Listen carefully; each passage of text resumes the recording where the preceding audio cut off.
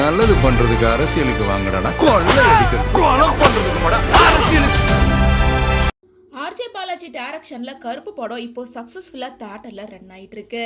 படத்தோட வெற்றியை தொடர்ந்து ஆர்ஜே பாலாஜி நிறைய இன்டர்வியூஸ் கொடுத்து படத்தில் நடந்த சுவாரஸ்யமான விஷயங்கள், எவ்வளோ தடைகளை தாண்டி இந்த படம் வந்திருக்கு அப்படின்னு பல விஷயங்களை வெளிப்படையா பேசிட்டு இருக்காரு.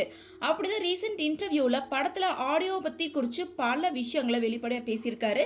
அதுல ஒவ்வொரு ஆடியோவும் யூஸ் பண்றதுக்கு சாய் அபியங்கரோட சம்பளத்தை விட எல்லாமே ஜாஸ்தியா இருந்திருக்கு. இருந்தாலும் படத்துக்கு அது தேவை அப்படிங்கறதுனால நிறைய விஷயத்த கொண்டு வந்தேன். சில விஷயங்களை வேண்டாம் நான் ரிஜெக்ட் பண்ணியிருக்கேன் அப்படின்னு சொல்லியிருக்காரு. வேண்டான்னு ரிஜெக்ட் பண்ண விஷயங்கள் என்ன அப்படின்னு கேட்கும்போது, ரத்தமாரை பாட்டேன், என் வாயால் 2 லைன் சும்மா பாடிக்கிறேன், ஆடியோ கூட யூஸ் பண்ணல அப்படின்னு சொல்லி கேட்டேன். அந்த 4 லைனை என் வாயால் நான் பாடுறதுக்கு 25 லட்சம் ரூபாய் கேட்டிருக்காங்க.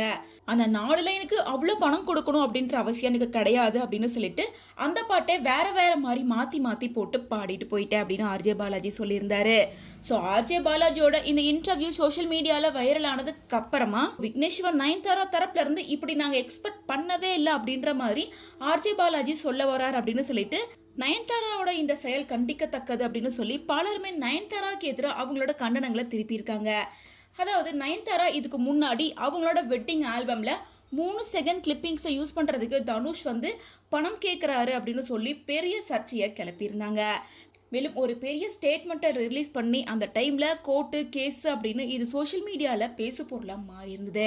ஸோ அதை தொடர்ந்து இப்போ விக்னேஸ்வர் நயன்தாரா மட்டும் ஆர்ஜே பாலாஜிக்கு என்ன பண்ணியிருக்காங்க, அவங்களோட சாங்ல 2 லைன் பாடுறதுக்கு கூட 25 லட்ச ரூபா பணம் கேட்குறாங்களா அப்படின்னு சொல்லிட்டு ரசிகர் பலருமே விமர்சித்து பேச ஆரம்பிச்சிருக்காங்க.